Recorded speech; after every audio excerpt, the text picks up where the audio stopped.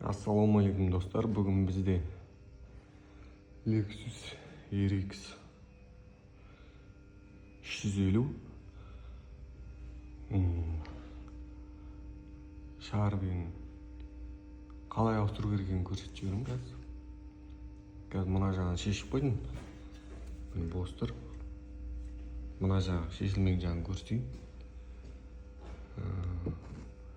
Мына Sharpie негізі мынандай болады.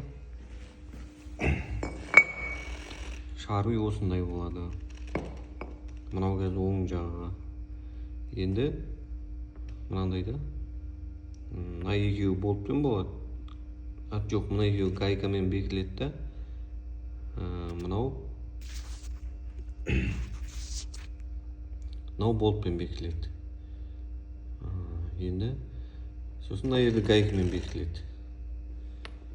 Осы мынаның екі гайканы шешеміз, мына болт шешеміз. Сосын барып мына гайканы шешеміз. Бұл гайканы бүйтіп шешілген кезде, жоғары қарай бұрап атқан кезде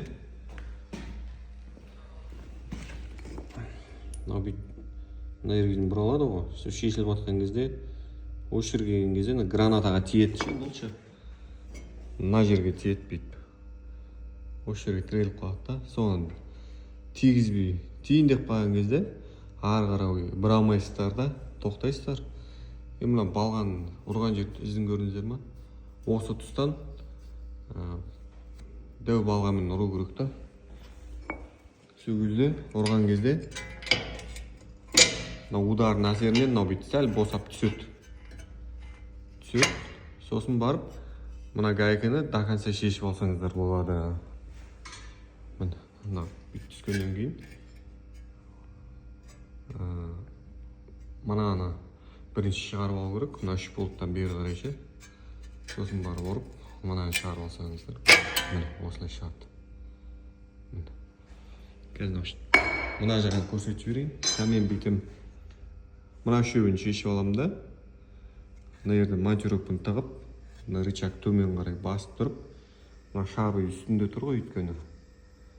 Осыны шығарып, былай емін-еркін тұратындай бір жағына қарай жіберем. Сосын барып, мына гайкасын шешем. Осы гайканы анау гранатаға тимей тұрған кезде мынадан ұрам. Мынау саусақ тиіп тұрған жерден ұрам. Удар деформациядан мынау пальцымыз шығады. Мынау ортасынан ше. Ортасынан шыққаннан кейін барып, үйге бері қарай түседі. Гайкасын тағы шешіп алып, жаңасын ауыстыруға болады. Енді жаңасын салғанда да былай істейміз. Бүйтіп мынақа салып аламыз. Сосын мынау үстіндегі гайкасын бекітіп аламыз. Соны кішкене бұрап алғаннан кейін, кішкене бүйтіп қозғалып тұрған керек та бізге ше, до конца тартпайсыздар.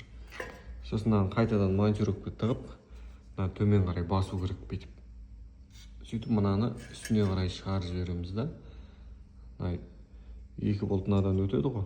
Осыны кішкене бұрап аламыз до конца. Sharpie мына үстінде теп-тегіс жату керек та. Сосын барып, үшінші болтын бұраймыз. Сол кезде мынаған түзу бұра алатын болады.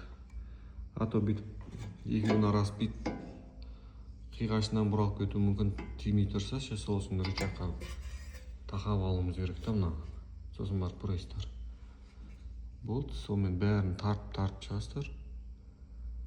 Сонымен Sharpie'міз ауысқан болып есептелінеді.